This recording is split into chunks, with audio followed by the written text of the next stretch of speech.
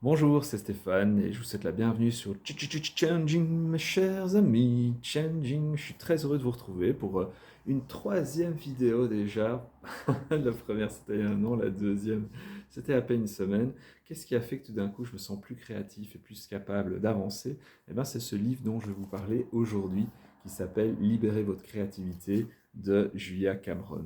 Alors, Julia Cameron, c'est quelqu'un qui a travaillé à Hollywood, qui a écrit pas mal de livres, des scénarios de films, qui a côtoyé les plus grands. Et son livre est vraiment extraordinaire. C'est plein de conseils. Je me suis régalé quasiment à toutes les pages. J'apprenais des choses qui me parlaient vraiment. Et comme d'habitude, évidemment, je vais vous livrer les trois idées principales qui m'ont le plus parlé à l'essentiel.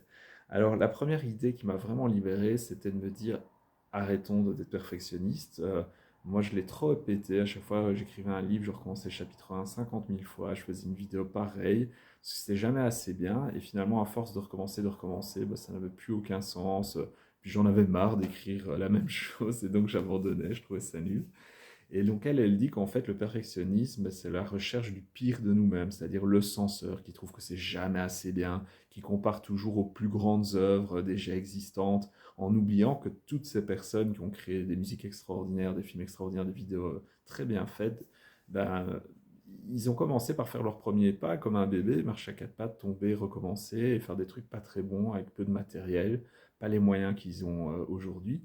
Et donc il faut accepter de passer par cette étape-là et puis aussi comprendre que bah, si on veut trop se conforter à nos modèles, eh bien on perd notre saveur, on perd notre authenticité, parce que finalement nos petits défauts, nos petits gimmicks, nos petites erreurs, c'est aussi ça qui fait des fois bah, l'originalité de notre œuvre et son charme.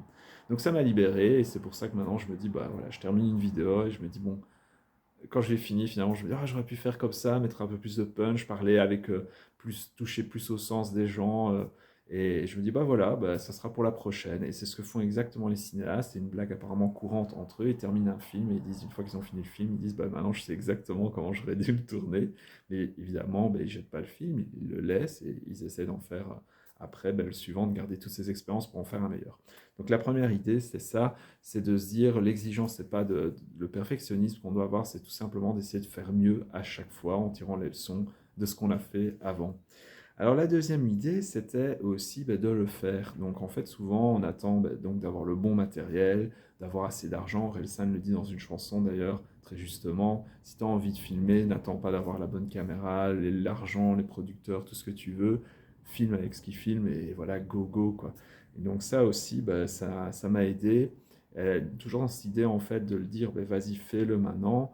C'est l'idée de si tu veux un jour être payé pour ce que tu fais, avoir les moyens, il faut entre guillemets remplir le formulaire. Remplir le formulaire, c'est justement faire des actions, euh, commencer à produire. Sarkozy le disait dans un discours, il disait ouais, beaucoup de gens attendent pour faire leur projet d'avoir de l'argent, on pourrait dire, ou du temps, mais c'est pas l'argent qui fait le projet, en fait, c'est le projet qui va faire l'argent. Donc par là, commence avec ce que tu as, débrouille-toi avec ce que tu as, avance et à un moment, ben, tu auras plus de moyens, tu auras de l'expérience, tu auras de l'argent et tout va s'améliorer. Et donc, il y a aussi cette condition ben, de prendre le temps pour le faire. Il y a beaucoup de gens donc, qui finalement passent un peu à côté de leur vie, de faire ce qu'ils auraient vraiment aimé. Parce que pour eux, bah non, c'est quand ils seront bien établis, quand ils seront ça, quand les enfants seront plus grands, quand ils auront assez d'argent, assez de temps. Puis le temps passe très vite et malheureusement, bah, ils n'ont pas fait ce qu'ils aimaient.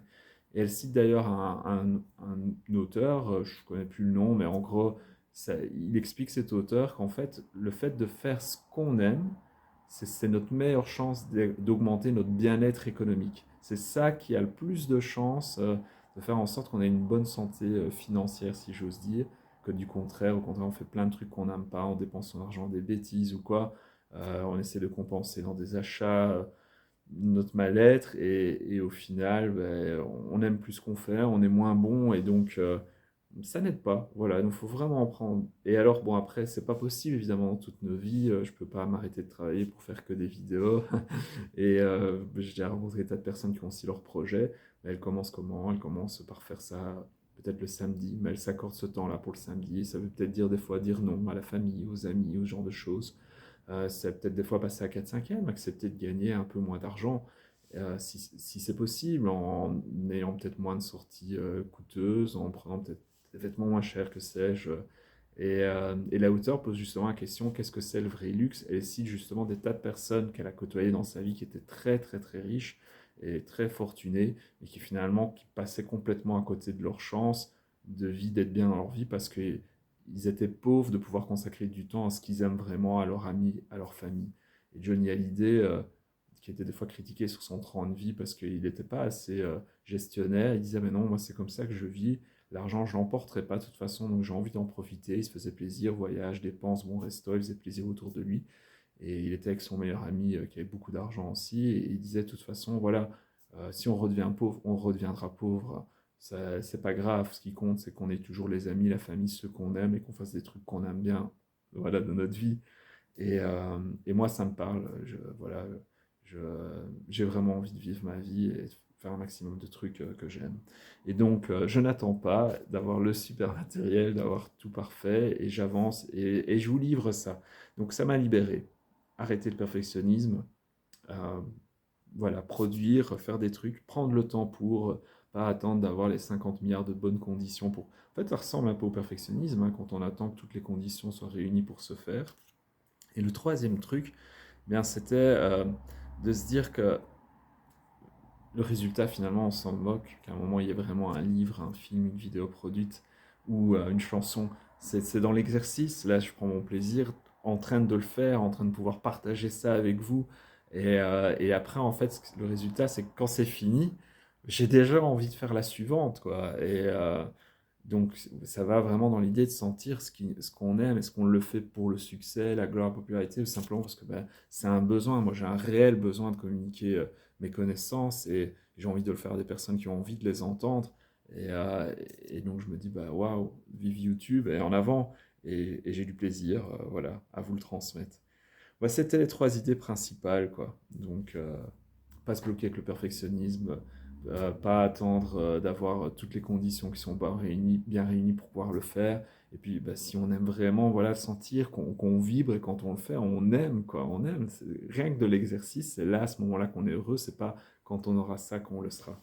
Et la petite cerise sur le gâteau, ben, voilà, peut-être dans dans ma précédente vidéo, vous avez compris que je faisais attention à prendre soin de mon corps, qui est notre première maison. Et l'auteur le redit encore une fois, elle dit elle cite Bouddha en disant que c'est un devoir de prendre soin de son corps pour avoir un esprit clair et en forme et affûté. Et donc forcément, ça va avec la créativité aussi de prendre soin de son corps. Voilà, mais j'espère que cette vidéo vous a plu. Moi, j'ai passé un excellent moment et je vous dis à très très bientôt sur Challenging. C'était Stéphane. Bye bye.